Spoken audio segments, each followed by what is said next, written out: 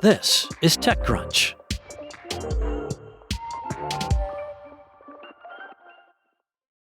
Every few weekends, 21-year-old student Lavanya Jain opens the BlaBlaCar app to find a lift for the 100-kilometer journey home in India.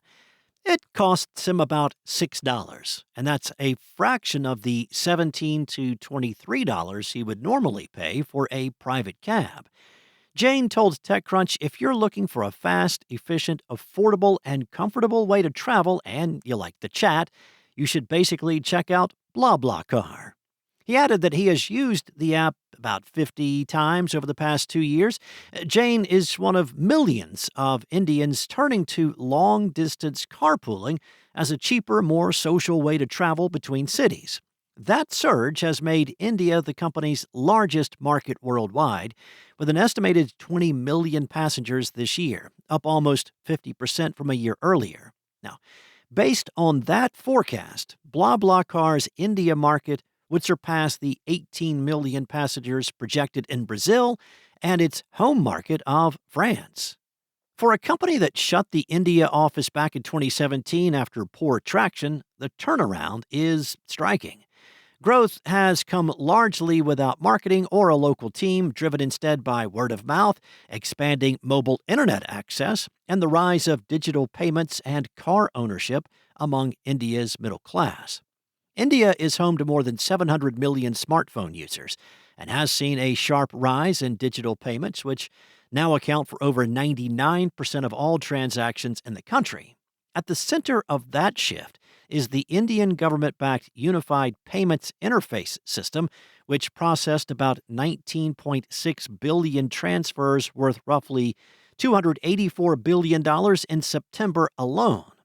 Car sales have climbed in tandem, reaching 4.73 million vehicles last year, up from 3.87 million a year earlier, which is a 5.2% year-on-year increase and an all-time high. Other factors behind BlaBlaCar's rapid growth in India include the country's limited public transport capacity relative to its over 1.4 billion population and the steady expansion of road infrastructure that is improving connectivity between smaller towns, rural areas, and major cities. Nicolas Brisson, co-founder and chief executive of BlaBlaCar, said, "We have lots of examples from users who say, before, I was flying to a destination or taking the train or just not going at all, and now I can actually drive. It takes 3 hours and it's a pleasant ride." BlaBlaCar first entered India in early 2015, setting up a local office in New Delhi. The company soon faced stiff competition from Uber and local rival Ola, both of which were experimenting with carpooling services and marketing them heavily. The companies ended up suspending those carpooling services during the COVID-19 lockdowns. Now, struggling to gain traction, BlaBlaCar withdrew its local team in 2017, but still, the app remained live, and in 2022, usage began to surge again. Since then, it has skyrocketed from 4.3 million users in 2022 to a projected 20 million this year. BlaBlaCar has averaged about 1.1 million monthly active users in India this year, peaking at around 1.5 million back in August. The company said that roughly three-quarters are passengers, while the remaining 25% are drivers. India now accounts for about 33% of BlaBlaCar's global carpool passengers. Trip-wise, BlaBlaCar recorded its strongest growth in India with 13.5 million trips completed as of September 30th, up from 9 million during the same period last year. Brazil remained slightly ahead with 14 million trips this year compared with 11.7 million in 2023, while France ranked third with 5.6 million trips, broadly flat from a year earlier. Brisson told TechCrunch, "For us, the center of gravity has shifted away from our initial markets in Western Europe towards places like Japan, Turkey, and increasingly India." Although the company does not yet generate revenue from India, collectively, drivers on its platform earned around $8 million in August alone. On average, drivers earn about $4 per seat in India, with an average trip distance of about 112 miles. By comparison, average driver earnings are about $17 in France and roughly $7 in Brazil, even though trip distances are broadly similar in India and Brazil and shorter than France's average of about 155 miles. The difference, BlaBlaCar said, reflects lower local purchasing power and cost-sharing expectations in India. Nearly 70% of BlaBlaCar's Indian users are between the ages of 18 and 34, and about 95% of activity takes place through its mobile app.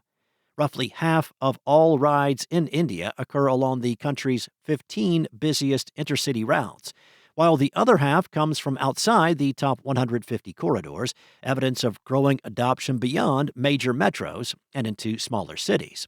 Despite all this growth, the company is not looking to enable monetization in India anytime soon.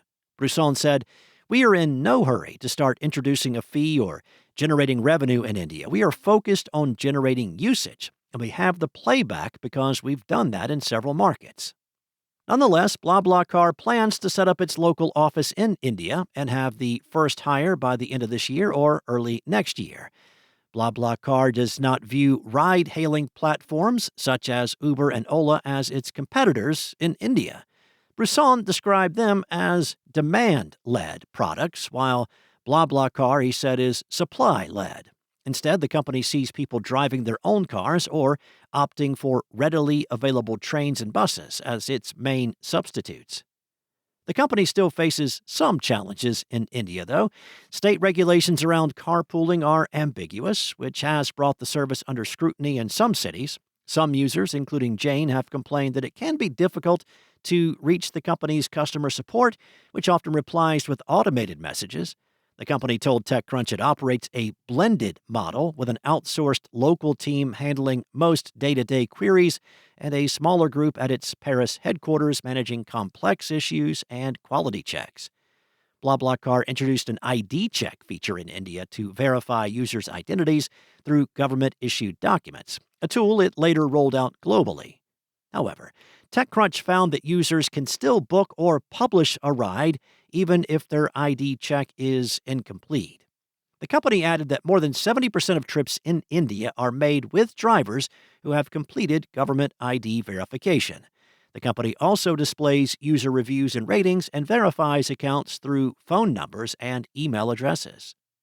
Some users in India also report frustration when drivers or passengers cancel trips at the last minute, sometimes even after reaching the meeting point. Additionally, the app lacks a live location sharing feature, which Jane noted limits BlaBlaCar's use for those trying to book rides on behalf of family members or friends. The company has adapted its product to better suit Indian users, introducing features such as meeting point logic to make coordination easier. Unlike in countries such as France, where designated carpooling zones exist, India lacks fixed pickup areas. Drivers and passengers typically agree to meet at convenient spots along the route, a gas station, for instance, or near a highway exit.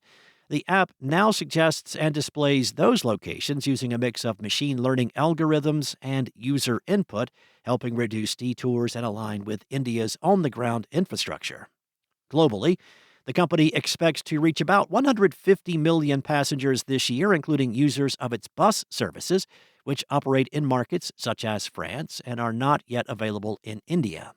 As BlaBlaCar broadens its global footprint, India's unexpected rise has positioned it at the heart of the company's next phase of growth. That's it from TechCrunch. For more stories like this one, check out TechCrunch.com.